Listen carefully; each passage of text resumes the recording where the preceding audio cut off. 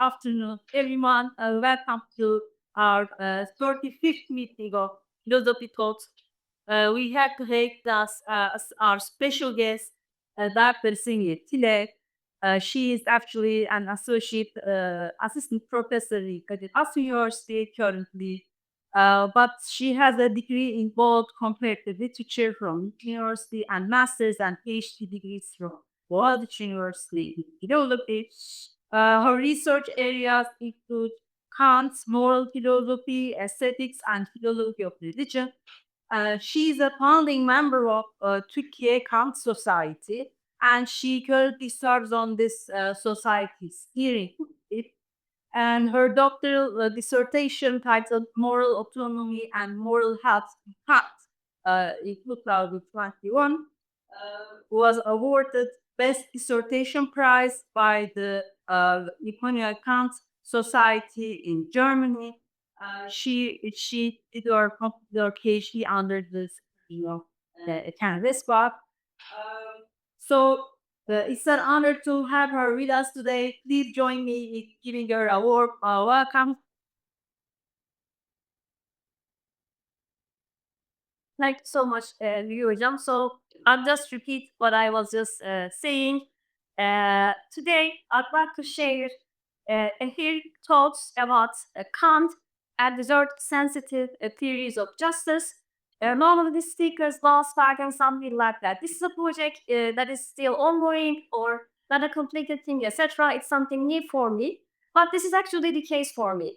For many years, I've been working with Kant and his different areas of philosophy, including moral philosophy, ethics, aesthetics, and philosophy of religion. I'm not to the bunch towards his philosophy of politics. And recently, I attended to a conference in Liverpool, and there was this new project they were talking about, and putting together Kant's idea of justice in connection to a desert-sensitive theories of justice. Uh, would it be better if I turn off these lights if they're ignorant, then I can so that maybe and it would be easier. Yes.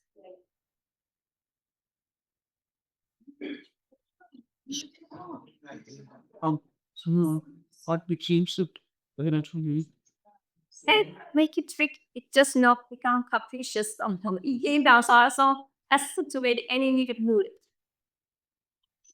Okay. So I heard something around 40 minutes as I was informed, so I'll talk about Kant and resort sensitive theories of justice. To begin with, what do we mean by resort sensitive theories of justice? And in what ways I believe that there can be a connection between Kant's understanding of justice and resort sensitive accounts of justice. Very basically, in our contemporary world, when we think about modern society and modern state organization, the initial reaction to think about justice as equality. By being personal related, that we all participate in equal rights and duties. And this is actually very Kantian in the core. And one of Kant's inspired scholars, Rawls, at his book that A Theory of Justice, he very much faced the initial grounding of his understanding justice as equality, and maybe you may have heard about his theory of the veil of ignorance, in which that we give a hypothetical starting point for a society in which that nobody knows their actual position, so that we would like to have a society in which that nobody is from the beginning advantaged or nobody is from the very beginning disadvantaged. So the main idea is that there must be a kind of understanding of justice, basically based on the notion of equality being per se the sequence of a state or a republic, whatever may be put it. And this is the most contemporary sense of justice today in our social organization as well. And the problem is that now there is recently a tendency towards also involving the idea of rather than mere equality, our commonsensical understanding of justice is something slightly different. What is that idea? In our commonsensical understanding of justice as desert sensitive account of justice put forwards, we have the let's say, implicit demand that justice is about everybody getting what they truly deserve. right? Rather than equality, justice should be the case that we got what we truly deserve or have begged for. So this is a kind of ongoing debate. And in 2021, Kinghorn published a book on this. And rather than merely basing it desert sensitive, desert, a kind of desert sensitive approach should be implemented in all sorts of social organization, in state organization and even rights. And this is the beginning point. So the question that I would like to raise today is that in what sense and through what connection this may be relevant to Kant's overall moral philosophy, including his ideas of justice and virtue. So maybe initially I should accept that there are several readings of Kant, as you may happen to know, and there are of course several disagreements among Kant scholars, but I am one of those who prefer to read Kant as arguing that his moral philosophy cannot be separated into two distinct domains as justice and virtue, but they're actually two faces of the same coin, and that they should always be wrapped in some sort of connection, even if there are, of course, certain differences, because they both based on the same supreme moral principle, which is called categorical imperative or autonomy or dignity of human beings. So, before I get to the conclusion, that is, I would like to argue that Kant's overall moral philosophy allows certain sources to affirm a desert sensitive account of justice. That's the final position, and I'd like to carry you all. But before that, I'd like to state certain points for especially for those who are not much familiar with the details of the Kant's moral philosophy. That is, there are certain assumptions that are implicit in this conclusion, and throughout the presentation, I will, of course, try to justify those assumptions through my textual evidences and analysis. Here what they are. So in this reading of Kant, actually, we would like to keep this in our mind. Kant, of course, all the time, always regarded as a deontologist, and he has been positioned an extreme opposition to virtue ethics philosophers, and I deny this. Actually, there is a certain form of virtue ethics in Kant, and we have also textual evidence for that.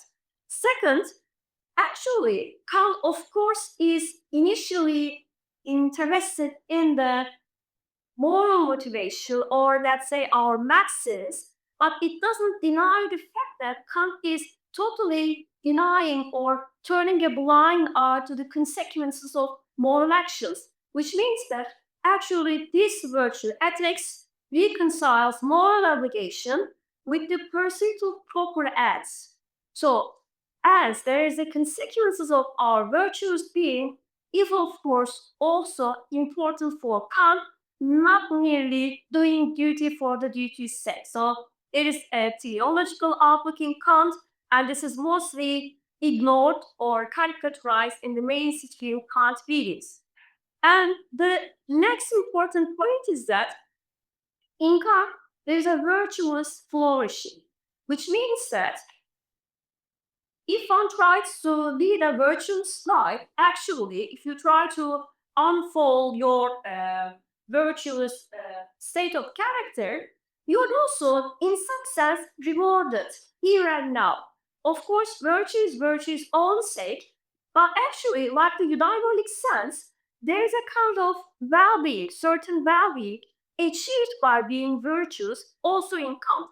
This is really important because this will also directly relate us to this very sensitive account of justice. So if you want to be well, you need to try by being virtuous, and of course you will be virtuous for the sake of being virtuous.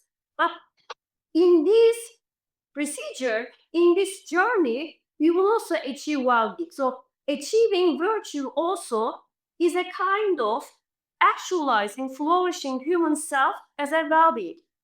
And I will talk about a very key issue in Kant's moral philosophy, that is Highscoot, and I will emphasize that Highscoot, rather than merely being a proof for the existence of God, which is mostly reduced into that in the contemporary literature, it plays a regulative role and an ideal of justice in Kant's overall moral philosophy. And this is the most of the time in the presentation, the highlight parts are the ones that I'd like to take your attention first, even if you do not have time to read the whole thing. Your eyes may be, just move to the one that is highlighted. Thus, this reading points towards a desert-sensitive understanding of well-being. That is, if we want to be well and flourish, we need to deserve it in the first Quran. But this is not a consequentialist approach. This is something actually grounded in moral autonomy itself. This is important because you do not act for the purpose of attaining this reward, but you are actualizing your moral autonomy by being virtuous and at the same time deserving well. So this is actually the overall summary. I'd like to briefly name a few names about this overall picture in Kant, in the sense that Kant has merely a deontologist, he has no place for virtuous character or human flourishing. This has been something very much articulated by Alistair MacIntyre in his book 1968 and Bernard Williams. That is, Kant was a little bit, I think, uncharitably read for a few decades. Because the recent literature, and a nice example is the Baxley book 2020 Kant's Virtue Ethics, put forward that Kant also aims at a virtuous well-being and character development. And in this regard, I'd like to look at two things. Of course, this is a broad topography of Kantian's moral philosophy. Two things I'd like to focus on in today's presentation. To argue that there is a desert-sensitive account of justice and well-being in Kant, we will first look at the concept of the highest good, and in particular, its element of proportionality and happiness. And second, I will look at Kant's virtue ethics, in particular, self-regarding duties of virtue, to put forward my initial claim. So this is the structure. We will start with the highest good, and two aspects of the highest good, proportionality and happiness. And then we will, in the second part, we will move towards self-regarding duties or virtue. Okay. Now, very briefly, I'm about to make this. Do we have a board marker? It easy. I mean, I have. Kant is, in his critical philosophy, he is very famous, and this is very introductory, and I'm sure everybody knows it. But this is actually good to remember in this context. Try to answer three questions. What can I know? And what is the second question? What should I do? And the third question, what may I hope? And he argues that in his anthropology lectures, this is actually about what is a human being. So if you are a human being according to Kant, you cannot avoid these three questions. And what can I know is, of course, obviously an epistemological question. And famously, he answers this question in Critique of Pure Reason and provides a boundary of what we are capable of claiming to know and what is allowed is knowledge claim and domain. And the second is a moral question, right? This is about epistemology. And the moral question is this: once I know what I can know, now as a moral agent who has practical freedom, what should I do? What is the right way of conduct in my journey as a human being on earth? And this is answered by categorical imperative and the overall Kant's moral project. And he says that only you are humble enough to limit yourself with the epistemologic limitations, and also you are virtuous enough that you accordingly what you should add, then you can raise yourself to that question. Then what may I hope? What is a lot of to hope for? And this is actually a very humble way of phrasing the question. you may at best hope for high school. So here comes the high school question. And what is high school question is that? And he talks about this throughout his several works and gives the most detailed articulation in the critique of practical reason. He said that the reason demands that there must be a proportionality between happiness and virtue. The more virtuous one, that is, the more one is worthy of happening, deserving happiness, that person should be happy. But this is just an expectation. This is just an object of hope. Why? Because Kant is aware of the fact that in our observation of reality, there is no necessary connection as such. We see many virtuous people constantly unhappy, disadvantaged, treated unjust, and then we see many evil people committing several crimes, but they seem to have a joyful life. So that's a long, kind of argumentation, text, etc. From here, then he gets to the concept of God. So there must be a God, and the soul must be immortal, such that so that this hope should be realized somehow, somewhere, at some point. Now, this is the initial introduction about the high school, and there are several interpretations of the high school. Today, I will limit a certain aspect of high school to implement in my reading. Okay, so high school basically is this demand for proportionality. This is important because although some readers may omit this, Kant never gives up that aspect. That is, the more you deserve to be happy, that is, you're virtuous, then you should attain happiness. So this is actually very commonsensically obviously something about this deserved account of justice. That is, you should be deserving to be happy to be able to talk about happiness or claim happiness or well-being. And actually, as a side issue, rather than reading this as a kind of proof, because when it is stated as a proof, there are several problems in the proof itself. And Kant never claims that's a proof in the actual sense. This is just an argument for rational way of legitimizing, that is, the permissibility of rational faith. That's another issue. But the point is that this is actually deep down a demand for justice.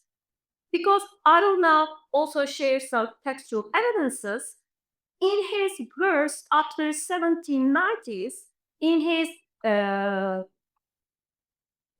project, let's say, or writings about history, about human culture, he has this demand projection. So it should be the case that we try to be virtuous, we try to set up virtuous and ideal societies, well-functioning republics. So it must be the case that we should approximate to a reality in which that really our human affairs will be such that we will attain this. So this is a kind of expectation that justice here and now should be realized. And this is the case because he will also argue that realizing the higher good in fully may not be possible for us, but it's a moral duty for all moral agents to approximate, to contribute to the duty. So this is a tricky part. It's also duty for us to make ourselves and our social interactions promoting that. That is this proportionality. Okay, so this is a kind of, textual evidences showing that highest good is initially the idea that there must be a kind of reality, a possible world in which that the necessary object of a will determine moral law. What does this mean? If you determine yourself through the demands of the moral law, you would expect for that. That's it. It's not my selfish personal desire. If you are acting according to virtue, this is rationally what you would be looking for. This is a morally determined will's demand. not someone's particular demand. And most of the time, he keeps this tone. There is this necessary proportionality. And in very few places, he talks about maximum virtue or maximum happiness. He repeats this exact proportion emphasized throughout several texts. And I'd like to read this as such. The very word of proportionality, I think, actually very much what we commonsensically relate to our concept of justice. Because the proportionality is that people get what we deserve. As I stated in the beginning, there is a deserve-sensitive account of justice, are also emphasizing that people get what they deserve. So, in this regard, our moral intentions, moral efforts should make a change in reality and they should not be absolutely inconsequential. This is important. Why? Because Kant is always, all the time, only that from this perspective. It is said that duty for the duty's sake. No matter whatever happens, you should be virtuous, etc. Yes, that's there. That's the thing. But Kant is very well aware that we are not angels, we are not God, we're also animal beings. We have certain animal demands. And in several passages, he emphasizes the fact that to creating happiness is a rational demand for us.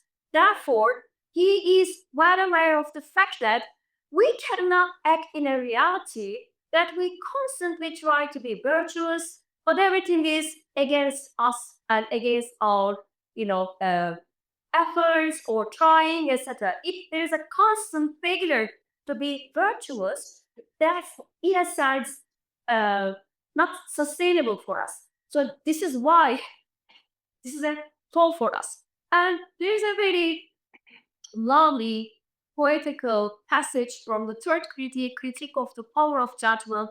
And I think this is one of the most beautiful book of Kant, but which is not much taken attention to. He's saying that this is very commonsensical that from the very first moment we reflect on the right and the wrong, right?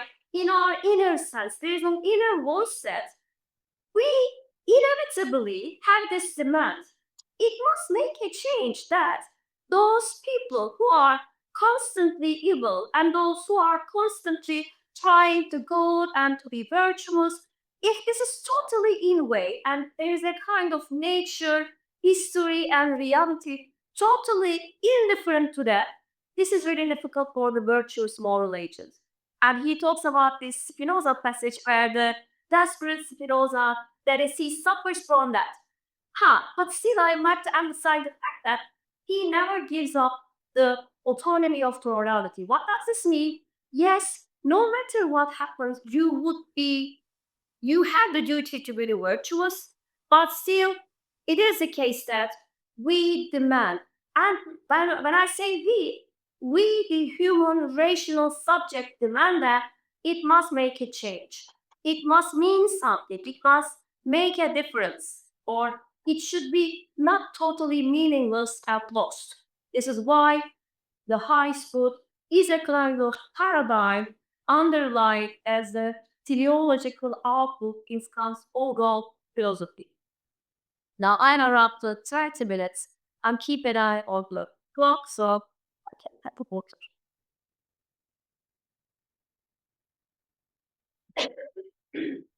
So, therefore, this connection between the idea that there must be a kind of justice, this is a demand of the moral reasoning itself, and actually, the reason demands that it will be fully realized. What does this mean? Those who are truly virtuous, and by the way, for Kant, according to Kant, we can never know how virtuous someone is, including ourselves. Why? Because it's all about initially the purity of the maxim. And it's also another reason why we need a God, in which that only God will know our truly true reality of our intentions or moral motivations, that he will give us what we truly deserve or to other people. But in this regard, we need to suspend judgment about the moral worth of others, including ourselves. But still, even we expect this ultimately, absolutely realize, and this may be the realization may be a hope, and this may lead someone to rational faith, but you don't need to be having faith according to Kant to be virtuous, as I stated. But this is the kind of most reasonable option according to Kant. But still, even if you do not have rational faith and you do not hope that this will be ultimately, absolutely realized in some future, in some way by God, you cannot deny that. What is it? It is our duty to promote it here and now. So he repeatedly emphasized that it is our responsibility that we need to realize or contribute to the realization of the highest good in our legal, social, natural, in all sorts of sense of justice. Of course, divine and natural cannot be in our control, but in our organization, we need to keep an eye on that. And this is why, actually, Kant has a drawn for the third sense of the heart of justice. So this on the one hand, our expectation to be treated fairly as we deserve, but also everyone that should be deserved as such or treated as such is the overall demand for the highest good, and it is our duty to promote it. So, this duty, therefore, cannot be postponed, and it is here and now our responsibility. As I just mentioned a few minutes ago, in particular, Kant's work after 1790s, this starts with critique of judgment, also political works. What does it mean, Oriental ones are eating perpetual feast, end of all things? All the political writings actually has this idea, and in particular, religion within the boundaries of mere reason, he talks about an ethical community in which that actually highest good realized on earth. So our togetherness, human collectivity, is actually responsible to realize that to the extent that we are capable. Therefore, it should be the case that we should create a world in which that we all live under the moral law together. So this is a collective, and this is the exact quotation from Kant. This is a kind of collective verbal task, even if we cannot have an insight to its complete realization. But this is a task for us that we create, we make the reality as much as adapting to the highest good, the ideal of highest good. And this, how is that possible? How shall we do that? Actually, highest good, when he talks about the duty of the highest good, he talks about as a distinct duty. But paying my taxes, helping my friends, these are the duties. But there is no specific action that you contribute to the highest good. He argues that it is implicit each and every duty. And for Kant, we have the duties of right, that's the duties towards our state, duties towards our contractual relationships and family members, and we have duties of virtue. The more you stick with these two types of duties, actually, you are establishing the highest good. Implicitly, you are realizing a rightful conduct of both external relations and also the way you relate to yourself by being a virtuous agent and by realizing morally necessary ends. And this is a new concept. I will tell about it in a minute. Duties of virtue include certain ends that we need to morally adopt. So, something I will also shortly mention is about the happiness concept of the high school. Yeah, we can make just societies, we can organize social system as such, we can personally try to be virtuous, but what about the happiness part? How can we think of, contributing to happiness of others the way that they want? What is happiness, by the way? What does it mean that giving happiness to people as much as they deserve? So the indeterminate sense of happiness is a problem Because there is a common reading looking at the groundwork only in Kant, as if according to Kant, happiness is merely a desire satisfaction or purely empirical. This is problematic. When we are reading happiness, we need to also emphasize the proper sense of happiness Kant has in several passages. So this is a sense of happiness in which that one's morally permissible ends can be realized. So what is happiness in this connection? It means that you can realize your aims in life, so long as they are morally permissible, and then you are happy. But the world may not be as such, right? So the virtuous agent will not suffer from injustices, and she will be able to realize her morally permissible acts. And this is in this regard not a selfish or unbounded sense of happiness.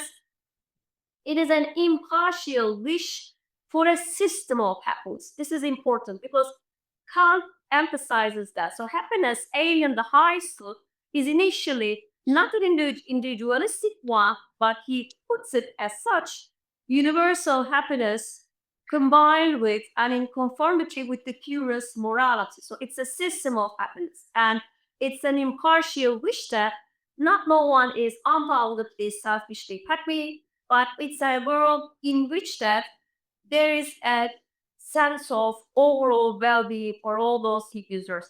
And I will say a few words about this sense of happiness when I talk about the duties of virtue.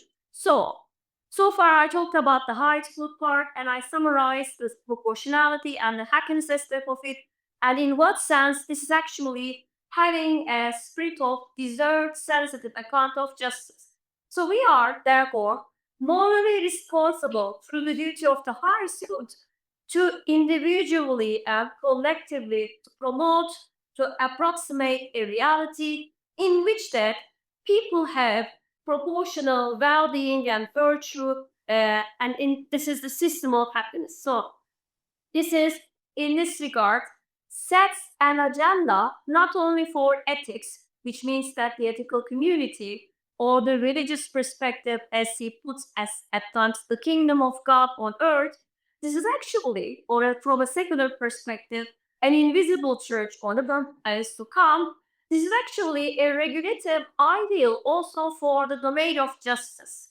That is, no one is systematically disadvantaged, and more with permissible ends are realized in the system of happiness. Even though we have limitations, of course, to provide this exact proportionality, in all of our participation in political, ethical, religious context, we need to keep this duty, and also you may hope that is we are approximating towards that. Okay, so here now we are in the second part. Kant, in his Metaphysics of Morals, which is the most mature work and written in 1797, a few years before his death, this is the most complete work on this oral moral philosophy. He divides it into two. The first part is the duties of rights, this is justice, and the second part is duties of virtue. What is important is here that in duties of virtue, we will be not only having certain necessary actions, that is, virtuous actions, but we need to adopt certain ends. We need to have a certain moral agenda according to Kant and according to doctrine of virtue. And actually, happiness, and this is the broad sense of happiness, that is not merely empirical desire satisfaction, is actually something we achieve by ourselves rather than being bestowed by some external agent. And this even includes God, right?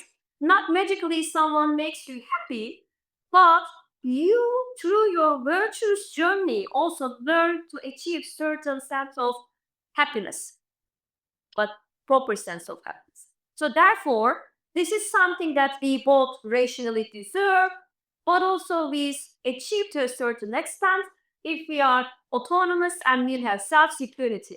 And it's actually what you achieve in yourself as the personal high school. That is, the more virtuous you are, actually, you achieve a certain sort of happiness. But this is not stoic conception. If there are questions, we may talk about it later in the Q&A. That is, suffering but being contemplatively happy, but truly being proud in the overall sense. So, this is in several passages, and these are the textual evidence. Kant doesn't talk about happiness nearly as inclination satisfaction, but the definition of happiness in several passages includes health, wealth, power, rich, honor. And social honor is also important for Kant. Complete or maximum well-being, or well-being overall at time, not for the moment itself. Happiness also includes these future projections, that overall wellness of one's condition. From the groundwork towards the latest spur, he hits this notion.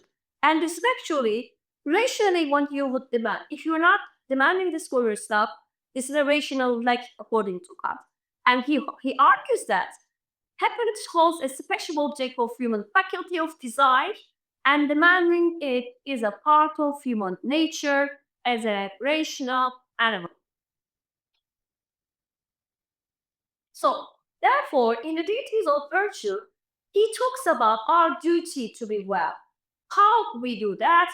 Actually, he focuses on our own perfection. So, our one duty towards ourselves is that to perfect ourselves.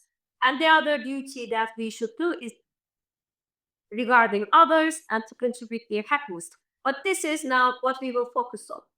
This is a moral responsibility, and this responsibility is strict and wide. What does this mean? According to Kant, you cannot violate this.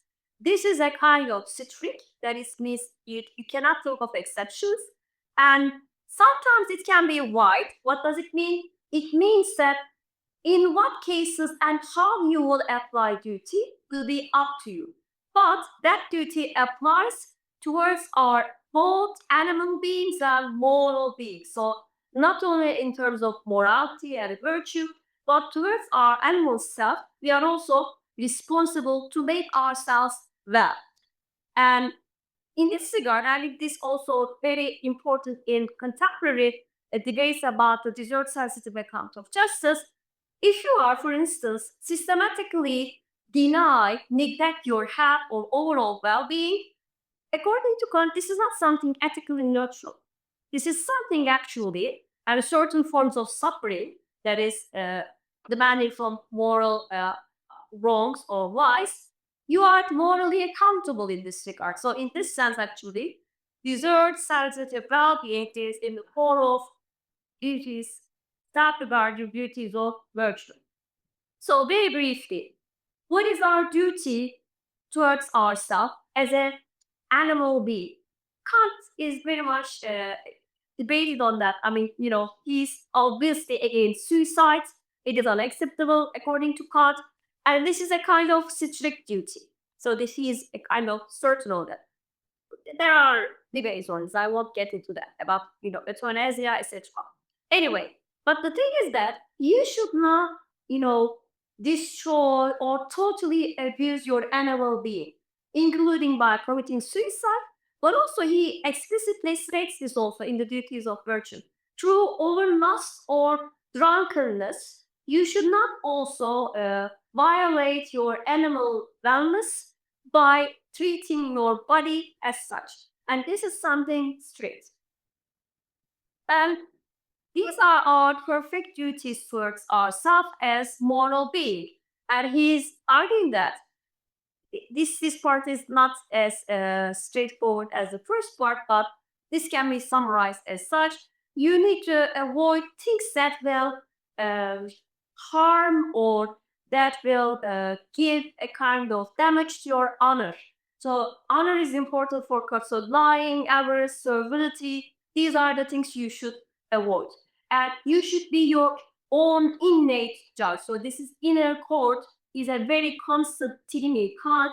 And then this is also very much reminding us Socrates and all that tradition. That is, this is the first command of all duties: know thyself. And Kant explicitly says that this is a duty towards yourself, that you should have this constant self-security to know yourself, and both in the sense that to know your capacities and your skills, because you are responsible to perfect them. And, to make yourself corrupt and not to actualize yourself fully in this regard, ethically not praiseworthy, according to Kant. So, and now it's point I noticed recently. Barry Gregor is one of the key translators of the Tübingen and doctrine of right and doctrine of virtue.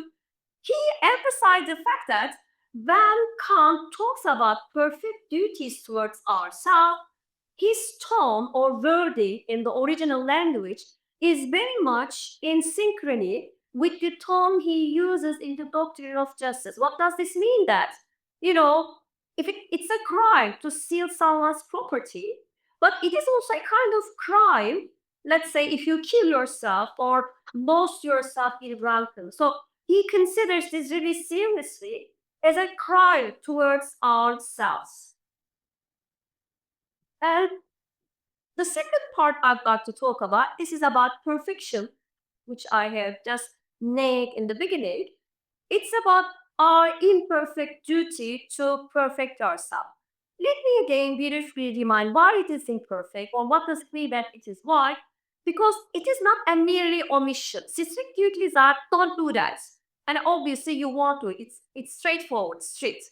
But when it becomes an imperfect duty, we or nobody tells us, nobody can tell us, apart from ourselves, in what ways and how, through what strategies we will realize this. And this is a kind of ad.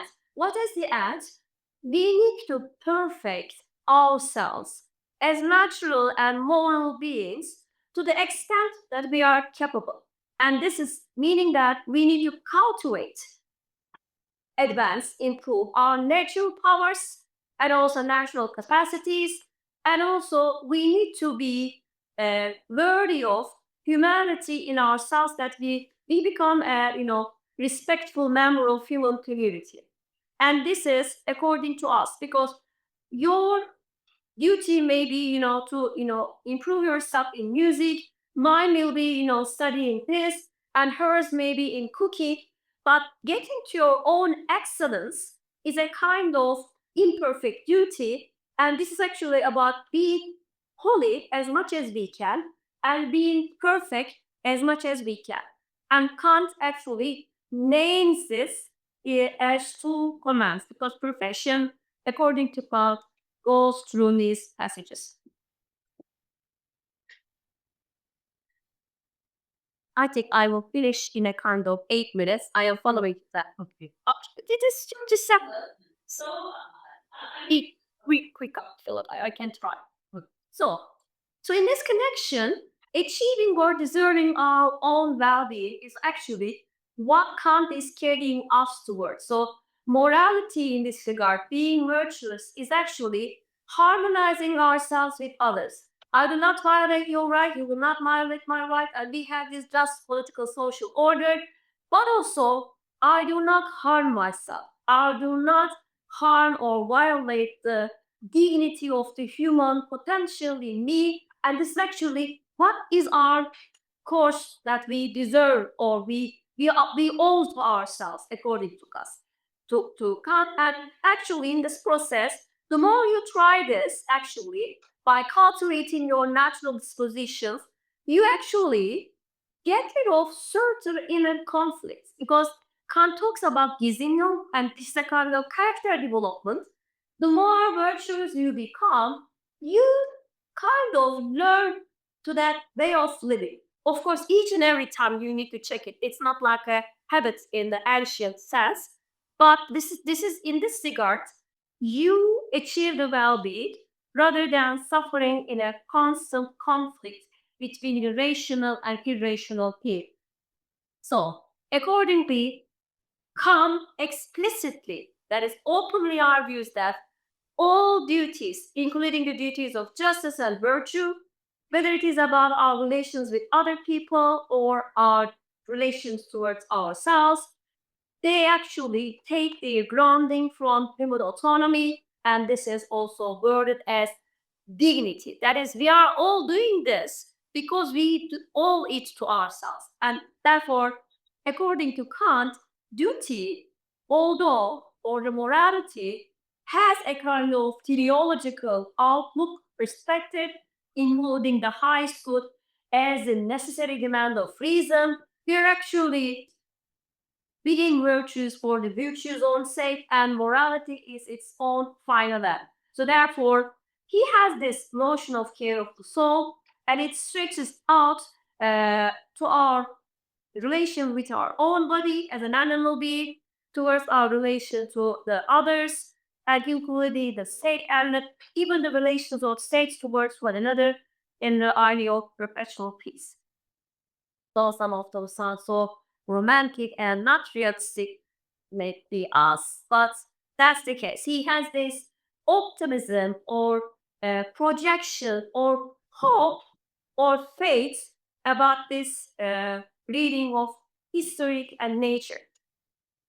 So, in all these regards, in conclusion, I'd like to state that by emphasizing the proportionality element in the high school, that is, the one deserves to be happy, the more that person is virtuous, that constant notional proportionality is very much in line with our commonsensical demand for justice, and also self-regarding duties of virtue, in the sense that the more you try to be virtuous, the more you become well, all relates to the concept of deserved sets of justice. Why? Because if you want to be happy, don't expect, and when I say happy, each and every time I feel the urge to remind that this is a certain sense of happiness, not a capricious empirical satisfaction. But if you deserve to be well in the long run, first you need to do your own part rather than expect it as a prize from the system, from the divine, wherever. But it is actually a kind of initially your own responsibility. Therefore, we can keep the concept of moral responsibility without departing from the ontological ethics, but still, this reading, this broader reading, will provide us a space, a framework in which that the notion of deserves is affirming the dignity of the rational agent, both as the ground of duty, but also the well-being. So the autonomous agent is also actually not merely has the dignity, but also achieves to be well, and it's actually what is deserved, and this is what actually deserves sensitive account of justice, is willing to emphasize, merely focusing on the equality concept. And I think now I can finish in between what you and I stated to be the exact time. Okay, that's all. Thank you very much for listening like your face. Thank our speaker. And now it's time for questions. We have time for questions. And before we begin with the questions, I just want to remind you, please, with your phone, you can rate our questionnaire. This is very important for us, for the university, to support such activities, such philosophical activities. So here we will get a questionnaire rating our performance in organizing these philosophical activities. It is that so no, I think this was very good. If the audience wants more of these such activities, they should rate us. And yeah, questions. Yes, he said. Thank you. It's nice presentation. Now, what about question? But I will perform two one. First is that I'm not expert in Kantian ethics or philosophy, but it reminds me Aristotelian system, especially when we think about the concept of high school. In Aristotelian strategy, achieving the ultimate goal or the happiness of virtue depends on the high grade, especially cosmology. And that for that cosmology, and just remember that Chicago cosmology, the hierarchical lump, and there is this ultimate prime mover and the hierarchy subgroup system. Uh, Therefore, the whole virtue ethics depend on this cosmological system. So it is also a scientific model. What about the Kantian system? Like we think about Kant ethics, virtue ethics. Is there cosmological ground? The- Regarding the first concept, that's the second one. Second issue. Uh, Proportionality is very interesting concept. I get it. But it seems like a mathematical problem to interpret representation. And had a life, what about the role of fate or karma or thalia, whatever it is? Because again, this karma or this kind of fate compared with what the balance system has a place. So we can easily explain it. Are the whole sublunar system, for instance, planets that reflects an individual life or a social life? I mean, it's a scientific explanation. Even there's a determinism in the hierarchical lines and the union.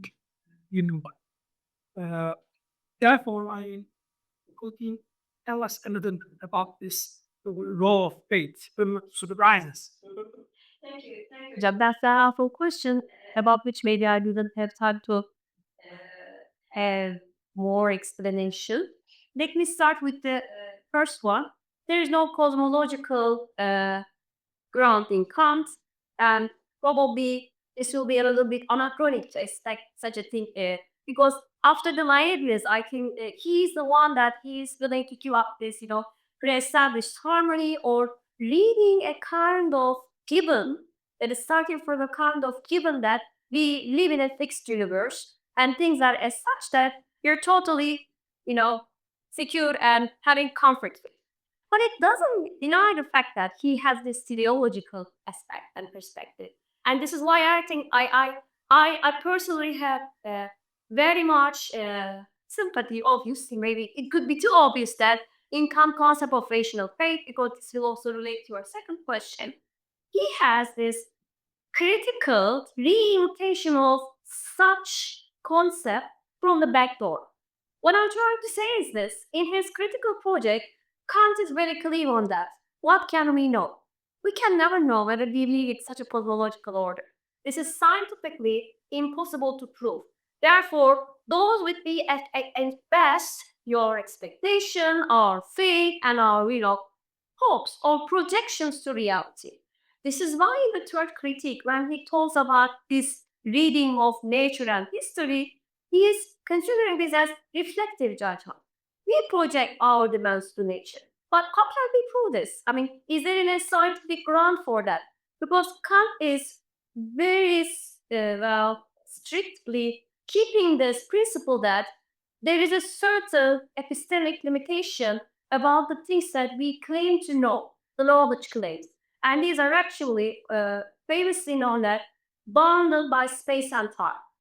So science and the metaphysical foundations of science are based on this critical order.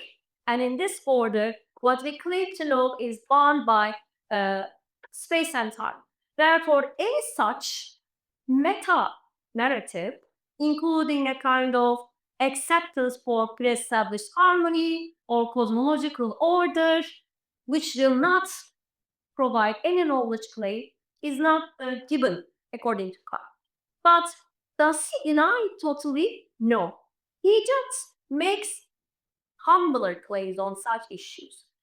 Accordingly, we may not know that there is this universe out there, but we may hope that at one point, God, because he believes in God, God may make it possible that the truly virtuous will get what they truly deserve. But this is an issue of rational faith, and this is an issue of hope. And those, even not having this faith, are still virtuous and morally praiseworthy according to Kant.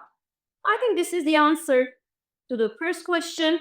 The second question is very much relevant to the first IT, as you have kindly suggested. This looks like a math, but actually not. Because the very concept of happiness itself is ambiguous, and I try to briefly mention where it is to be happy is also ambiguous because I don't know how virtuous I am. For example, I came here to give a talk and to share what I know with these people. But maybe I came with other intentions. I'd like to, I just expected that you tell me, oh, what a cool person, or this and that. I may have very much distorted intentions. And according to Kant, maxim is the key thing to virtue. That is my inner principle of action. I may help to my mom just for the sake of duty, but maybe I just did it for people to tell me, oh, what kind girl is she? So therefore, actually, there is no mathematics here, and Kant is very aware of that. And we stumble that we don't know who is truly virtuous. We don't know. We suspend judgment on that. But still, we cannot deny the moral responsibility to create a reality in which that in our social organization, in our political organization, this must be there as a paradigm of justice. That those who are doing the right things should not be systematically punished by the authorities, or those who are virtuous should be advantaged in some way or other. And as I mentioned, they should be able to realize the morally permissible act. Still, I think this is also a question not about future, but present cases of affair. And I found this very important. Imagine such a person, very high, very, doing her best to be virtuous. He's totally suffering. That is, first her mom becomes cancer. He loses all her money. She cannot find good job, etc. So this person is, can be angry to the karma, to the god, whatever, because there is no then this proportionality. And Kant is well aware of this fact that, and I think it was end of all things. He tells a story of Job, that is Abe, the prophet Job, and we can never know and make explanations of it. You suffer that much and you will get this. We should be humble on that because he is very much humble also in the sense of theodicy.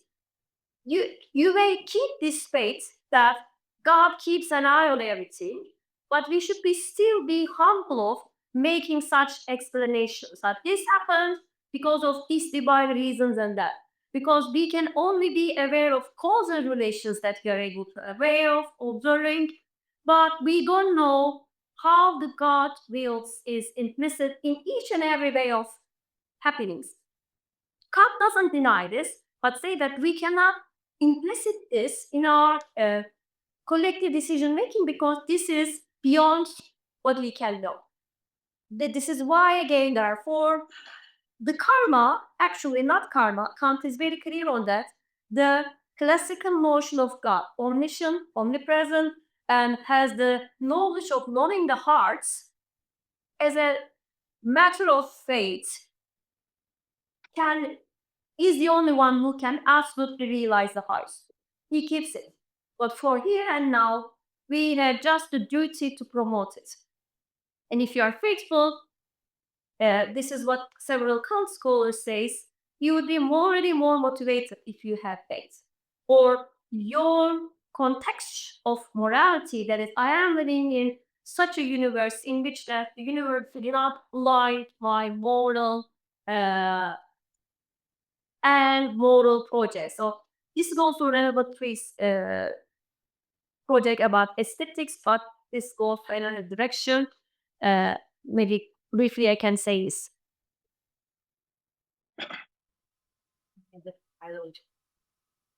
Thank you, Hocam, for the speech.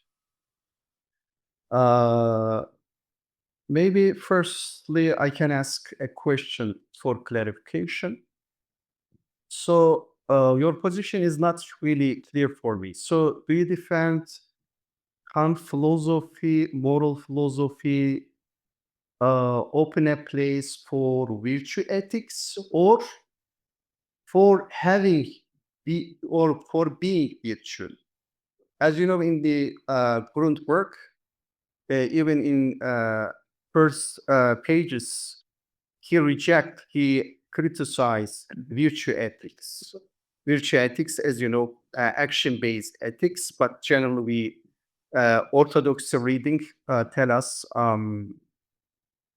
Kant's moral philosophy is rule-based ethics. Of course, he gives many examples when he criticizes virtue ethics, because you can have some virtues, and when a killer has some of them, he can be good in his job or her job, still has these virtues. So for Kant, if moral laws determine, these things, and after that we have some virtues, in that case, yes, we can be moral persons. So what is your position? Kant moral philosophy open a place for virtue ethics? If this is your position, I don't agree with you. If the second one, I agree. Thank you so much, Vedo. This is really helpful. I think your question rightly takes us to the question, what is virtue ethics? I mean, how we define it, right? What exactly virtue ethics is about? You said that it's about action, right? Having the excellence of doing certain actions, maybe, or having a kind of virtuous character, right? There will be several definitions of virtue ethics, I think. But if you say that in virtue ethics there is no principle, there is no underlying rational moral principle, I think Aristotle would deny that. There are also implicit practical wisdom implicit in the virtue ethics itself. So I can see the tension between starting from a principle or starting from an action. But I personally have the tendency that we cannot imagine a virtue ethics in which that there are no principles of practical wisdom. So it's only about actions. And also in Kant also, yes, there is this underlying principle. And you're absolutely right that Kant is starting from the principle. And the right way of conduct based off this principle. Still, I think it carries us to certain notions relevant to virtue ethics. So going back to initial distinction, obviously Kant allows us to be virtuous, but I think there's a certain sense of virtue ethics in Kant, as some scholars also establishes, because if we read virtue ethics totally unprincipled, that would be problematic. And for Kant also, if you merely read virtue ethics based on consequences without principles, this also seems problematic. So therefore, this is obviously yes, but for this I will have a more moderate answer in the sense that there is a certain sense of virtue ethics in Kant, and when I say that, I mean that even if we start from a principle, we are always also talking about proper actions, and also we are talking about a virtuous character development, and we are also talking about even an ethos that is in which that this virtuous togetherness is also flourish according with fellow people. But that's Okay, stuff. following question. Yeah. There are some follow. So, how can you ethically assess treatments example in terms of virtue ethics and deontological ethics? Can you remind me the example? In Grundwork, he says, imagine there is a treatment. He keeps the prices stable for everyone. He doesn't deceive even the children. Then, normally around him, everybody say he's very fair person, trustworthy person, but his objective is to earn much more money, Yeah. to etc. So for virtue ethics aspect, well, he has a virtue. Good. Yeah. Yes, he's a virtuous person, but uh, from the ontological ethical approach, that's the orthodox. Yeah. So what is the Yes. This is really helpful. This is, I think Kant keeps a distinction at this point. acting from duty Yeah. or acting From. in accordance with Yeah. duty. In this example, this person has distorted maxim, that is interest, and he is acting in accordance with duty, that is keeping the price level. So we cannot say that this person is boss, is not a bad person, because we see only the external action here. This is the right way of doing things. And actually in external freedom, in negative freedom, we have no other way to decide that this person is doing the right thing. But yes, from a further perspective, if he is not truly acting for the sake of duty or from the duty, this is not morally praiseworthy. But we do not say this person is unvirtuous in Kant, because we haven't noticed. But in his inner critic, he should he should polish that. He should try to correct this as well.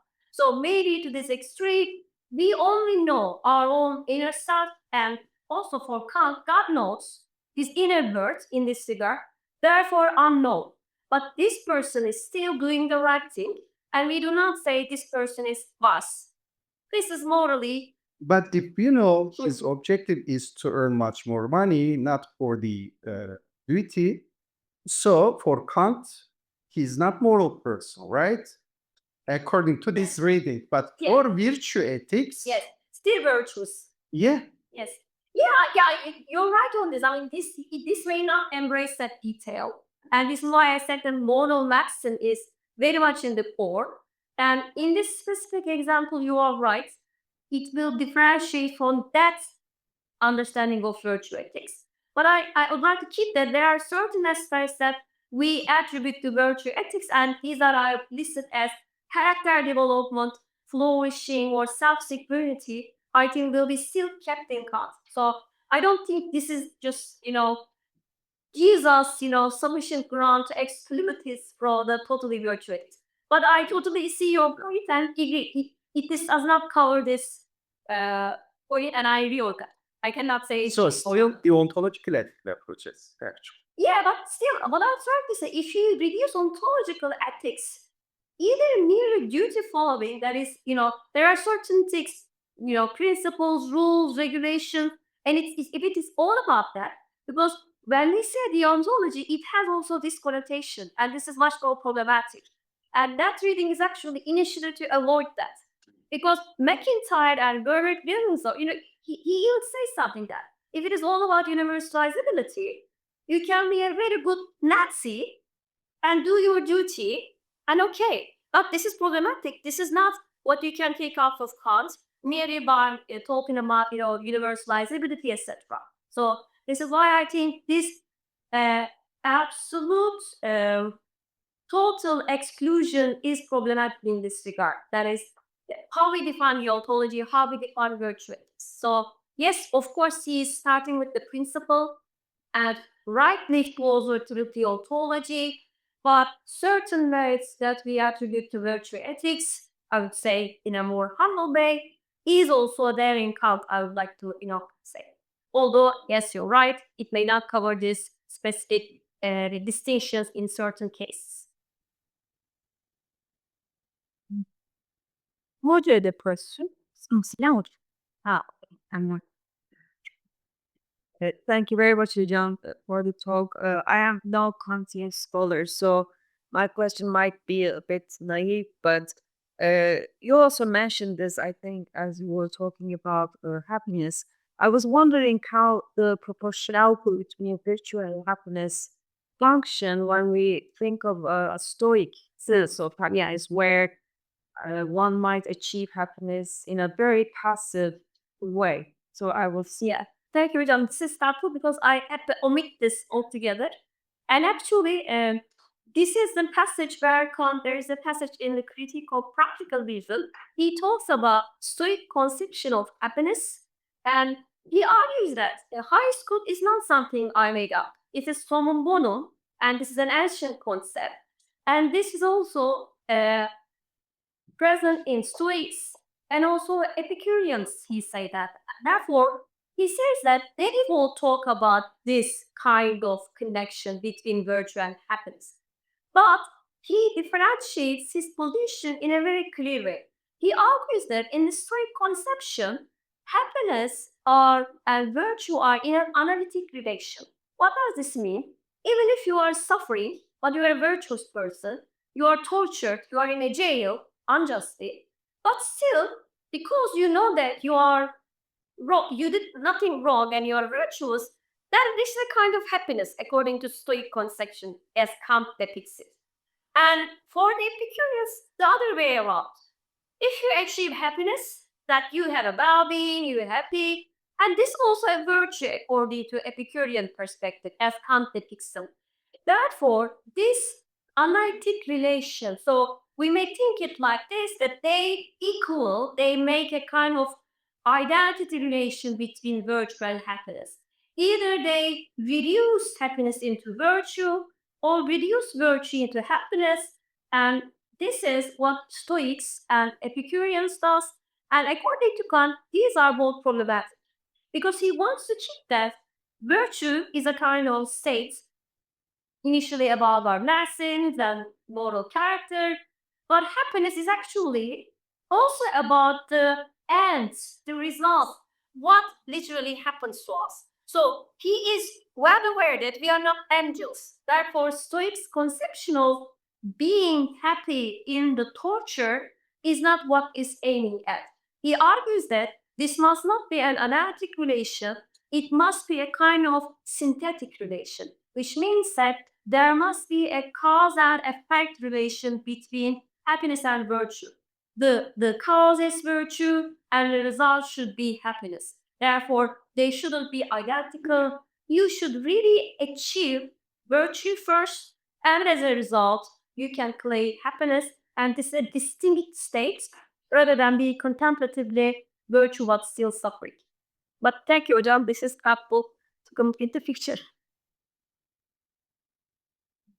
So, and Thank you, Hocam. Thank you, Hocam, for your presentation. And my question is related to Erdal's Hocam's question. And so your position is also teleological one, right? I mean, teleological reading of. Yeah. So what is our end?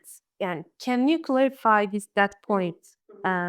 Because it cannot be happiness in one way because it's indeterminate, as Kant says. So can you clarify? I agree with this language. This is also helpful because it may seem like a contradiction, right? On the one hand, you want to keep pure autonomy of the morality, but does this mean that you do the virtuous things just because you have this awareness of the moral law in yourself that you listen to it as a fact of your reason, and therefore this is the only reason why you become virtue. That's virtue for the virtue's sake. But this is your moral maxim, moral motivation. Kant doesn't deny the fact that we are not merely rational. It's about rationality. And Kant argues that this is our true self. This is why it should take it should take the priority. In the priority relation, we start from the principles and the maxims, but he's trying to give us a picture in which that starting from this does not necessarily end up with denying our irrationality or animal being or our need for happiness. There's a nice article by Michael Stoker, and he attacks Kant by arguing that you should be a moral schizophrenia to be moral. And Sharing also attacks Kant. I have my friend, but I try to be, not to be happy because if I want to be truly virtuous, I need to do this, with some inner tension, etc. No, this is the point. The overall picture, the overall outlook is arguing that because when he talks about the maxim, the categorical imperative, this is the ground fork of metaphysics of morals. But this is where Kant is talking about the first principles of morality that is valid for angels, God, and all rational beings. But when he writes almost 20 years later and throughout the other works, When he writes the metaphysics of morals, this time he's talking about how this first principle will be applied to us, not merely rational, but animal beings. So metaphysics of morals is about us, that we have the state, government, social structure, that we have members of our family, friends, etc. And in each and every all this interaction, we also have needs, rational needs of to be happy. So therefore, as I shared in one of the slides, if you put it like that, it won't be a mistake. What is our end? Our end is to be virtuous. And what is our moral grounding? That is to provide the dignity that is we owe to ourselves, that to be autonomous, to be virtuous. But it doesn't deny the fact that we expect this will be in a constant, conflict, in a constant pace, in which that we will turn a blind eye our rational needs of happiness or well-being. Even though virtue is virtue's own sake, that the morality is its own end, the teleological picture comes in here. It should be such that we are living in such a reality. This is confirmed also in our aesthetic experience. When we look at a beautiful sunset, when we look at the nature forest, why do we feel satisfaction? Because Kant argues that we feel that even the nature is not totally insensitive, is not blind to us. We live in such a context in which that we are actually is the final end of that nature also. This is where in the third critique he talks about that human being is the final end of nature, and human beings achieving the highest good is the final end of nature history. But our personal end is achieving virtue and morality.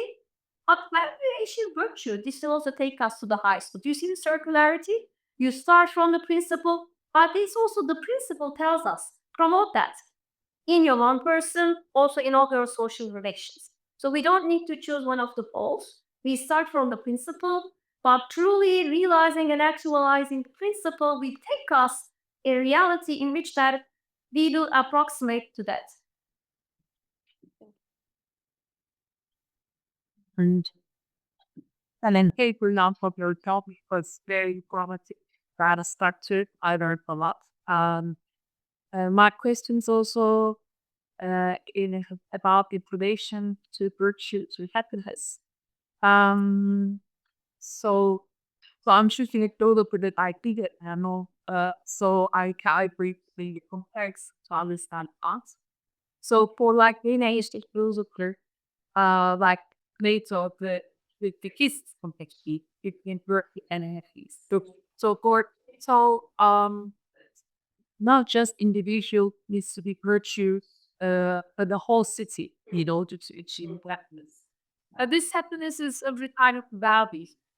That is like an idea. Yeah. Uh, so if you're not virtuous, actually you're not happy in the sense that you're also physically ill. So there are some references of the to have physical health. So is there such a connection? Is there any reference of such a connection? And that's interesting. Thank you. I'd like to, learn about this broke you also. This is really a kind of physical outcome, right? I think this could be experimental answer, just what I would think of right now. But this is a helpful connection and also relates to Ravanjal's question. That is, I don't know. I wouldn't like to, push too much, additional virtue ethics to Kant, violating the necessary requirements. But this ethos that only in a proper society, that's only in an ethical community you achieve to be happy, is actually Kant is also well aware of. This is not, I think, this is a kind of collected task. And I think I love reading Religion Within the Boundaries of Dear Reason. Because explicitly he argues that we are fragile. We do lots of mistakes, and we cannot most of the time achieve to be virtue by our own. Right? Right? So therefore we need some others in which that beyond the law, that is and he relates to the biblical terminology there, the spirit of law should be implicit in the society in which that there is an ethical community. He explicitly uses this word. In his ethical community, the virtuous agents will actually help us by correcting our mistakes, or in some way also seeing one another efforts to be virtuous. We will have a kind of connective moral flourishing. He at times also calls this as invisible church, under the guidance of God, that it speaks through our conscience. So there are also secular readings of that, but there are religious readings of that. But obviously, it's about that we need a connectivity. So you cannot isolate on a mountaintop and achieve virtue, because for Kant, we are always, all the time, mutually interdependent. So this is one thing, that is the eudaimonia achieved in an ethos, in a community.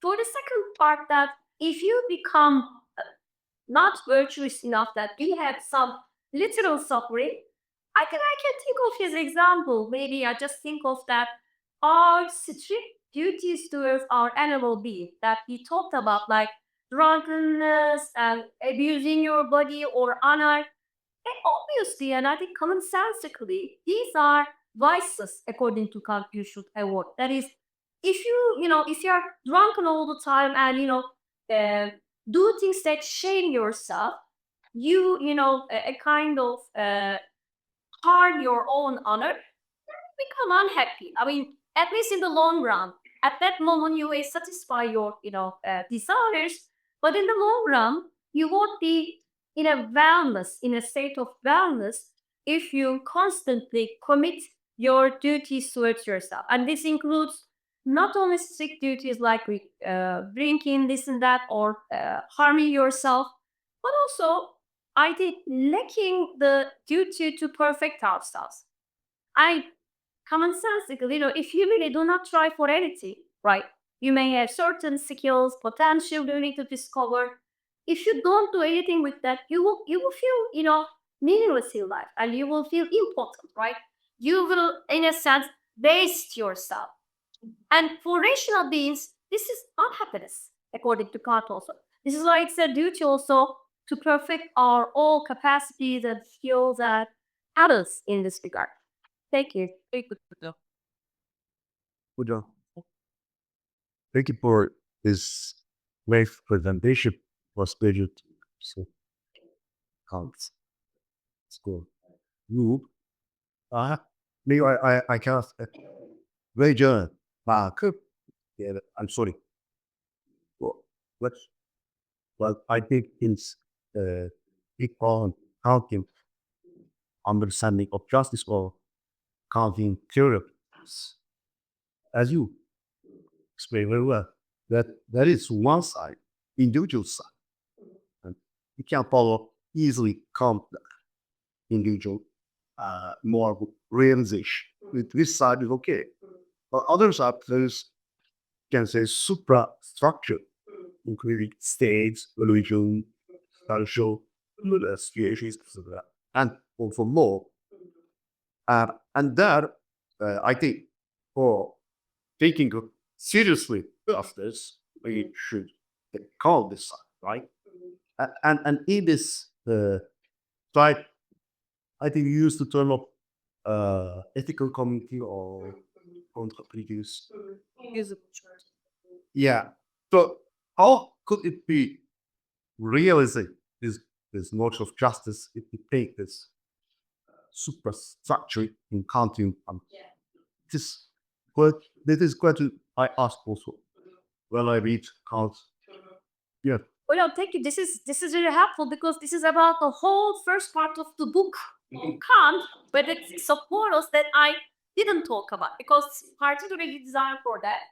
And very few, because yes, you're absolutely right? I mean, how can we talk about ethical community or this kind of naive virtuous togetherness without a, let's say, just society, without a institution, without a republic in which that certain rights and duties are reserved, protected, and we have this supra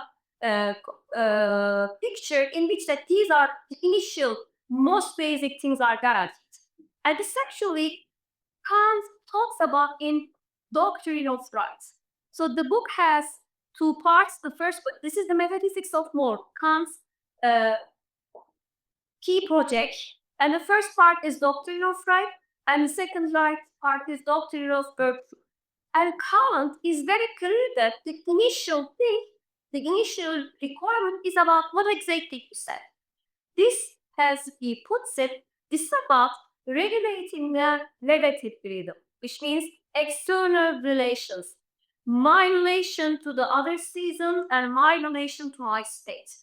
There must be such a state in which that all seasons are having the sort of freedom that their use of their own freedom do not violate the others' use of freedom. So there is this initial limitation in the doctrine of justice that that first of superstructures are already designed. I can't start from this basic use of freedom and expand it towards my all sorts of contactual relations, my relation to my state, and beyond that, the relation among the states itself, and even make a conception of a cosmopolitan reality in which that all the relations among the states are also regulated from the basic principle of justice, and this is moral law. So initially, as you rightly suggested, without we talk about the proper use of freedom, proper use of civic rights, without a civil condition, all those optimism about ethical community, this and that, would be groundless. And he's also making the explicit that if you want to have an ethical community, you should make sure that you are not contradicting with these universal rights and universal understanding of human rights. So this is also important. So the ethical community is not a kind of isolated, distinct reality. It is something that it needs the civil condition in the first place. Only upon a civil condition in which that we can think of a republic, and Kant uses the phrase republic, in which that basic rights and duties are protected, regulated by an authority, by a constitution. It likes a pyramid that we can have further layers of realizing our morality. So ethical community must and does demand this civil condition, as we put it as superstructure, is an initial necessary requirement. And actually, Kant himself actually establishes first in the first part of the book. These are the doctrine of right. Here I'm talking about my relation to my state, my relation to a heritage relation, marriage relation, all sorts of justice, lawful relation, and relations along the states. Only after that, because these are about external freedom, and in this we have also had the possibility of punishment also, because we can observe it. Only then we can start talking about the virtue relation about people. Thank you. So it was missing from the picture. You too. So Kant takes the possibility of punishing kids. Yeah, only for the doctrine of rights. Because external relations, the example what I'm in this one, you cannot think about that punishment. Because I don't know the inner motivation and I cannot able to. But if we are talking about external use of freedom, if I can see someone committing a crime, obviously, then this is a civil condition. I'm not punishing one another, but the civil society has the legitimacy of punishing such seasons. That is, I am stealing these things, I am selling something unjustly. Then there is a drop of course, punishments.